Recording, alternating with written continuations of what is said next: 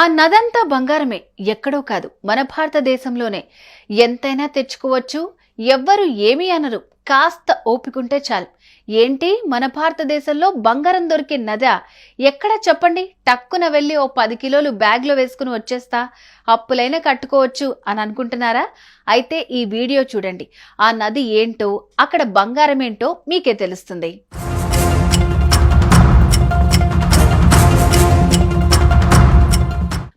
ప్రతి ఒక్కరి చూపు బంగారం పైనే ఉంది. రోజు రోజుకు బంగారం రేటు పెరిగిపోవటం ప్రతి ఒక్కరిని కలవర పెడుతోంది. అప్పట్లోనే బంగారం కొనేసి ఉంటే అదిరిపోయేది అని అనుకునే వాళ్ళు ఎంతో మంది ఉన్నారు. అయితే భారతదేశంలోని ఓ నదిలో మాత్రం కుప్పలు కుప్పలుగా బంగారం దొరుకుతుందట. మరి అదెక్కడో చూద్దాం. అది జార్ఖండ్లోని సుబర్ణరేఖ నది. ఈ నది చూడటానికి నార్మల్ గానే ఉంటుంది, కానీ ఇందులో టన్నుల కొద్ది బంగారం ఉంది అంటే నమ్ముతారా? నమ్మాల్సిందే, నమ్మి తీరాల్సిందే.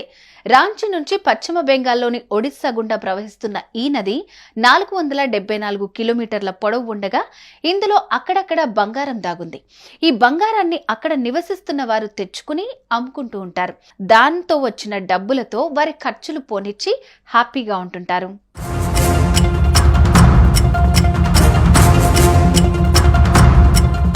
ఇంత బంగారం దొరికితే అక్కడి రాష్ట్ర ప్రభుత్వం కానీ కేంద్ర ప్రభుత్వం కానీ ఎలాంటి చర్యలు తీసుకోవటం లేదా అంటే ఎస్, తీసుకుంటున్నాయి.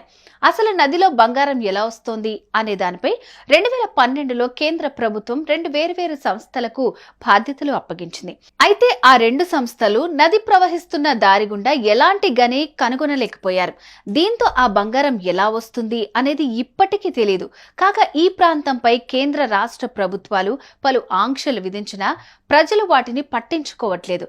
వారికి కావాల్సినంత బంగారం తీసుకుని జీవనం సాగిస్తున్నారు.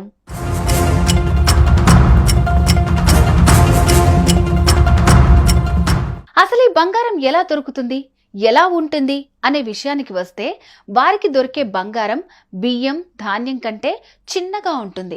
అంటే ఇసుకలో కలిసిపోయినట్లుగా ఉంటుందన్నమాట. ఇసుక కూడా బంగారం రంగులో ఉండడంతో అందులో నుంచి బంగారాన్ని కనుగొనడం చాలా కష్టతరం. కాగా వర్షాకాలం తప్పితే మిగిలిన అన్ని కాలాల్లోనూ ఆ ప్రాంతంలో బంగారం దొరుకుతుంది. వర్షాకాలంలో నీటి ప్రవాహం ఎక్కువగా ఉండడంతో చుట్టుపక్కల ప్రాంతాల వారు అక్కడికి వెళ్లటానికి భయపడతారు. కాగా నది ఒడ్డున ఉన్న ఇసుకను జల్లెడ పడుతూ బంగారాన్ని వెతుకుతారు అక్కడి వాళ్ళు. ఇందుకు చాలా ఓపిక ఉండాలి. ఇసుక మెరుస్తూనే ఉంటుంది, అలానే బంగారం కూడా మెరుస్తూ ఉంటుంది.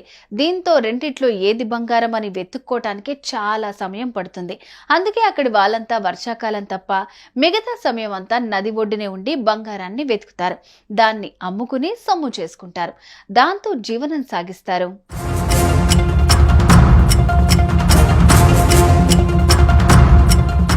ఇదంతా తెలుసుకుని ఇప్పుడు మీకు కూడా సుబర్ణరేఖ నది వెళ్ళిపోవాలనుంది కదా? నాకైతే అలాగే ఉంది. ఏదేమైనప్పటికీ అక్కడి ప్రజలకు ఇది గోల్డ్ లక్ అనే చెప్పాలి. ఇక్కడ వేలు లక్షలు పెట్టి కొనే బంగారం కాస్త ఓపికతో వెతికితే అక్కడి వారికి దొరికేస్తుంది. ఇదే మన దగ్గర ఉంటే పరిస్థితి ఎలా ఉండేదంటారు? కామెంట్స్ చేయండి. సుమన్ టీవీలో మీ పర్సనల్ అండ్ బిజినెస్ ప్రమోషన్స్ కోసం కింది నెంబర్కి కాంటాక్ట్ చేయండి.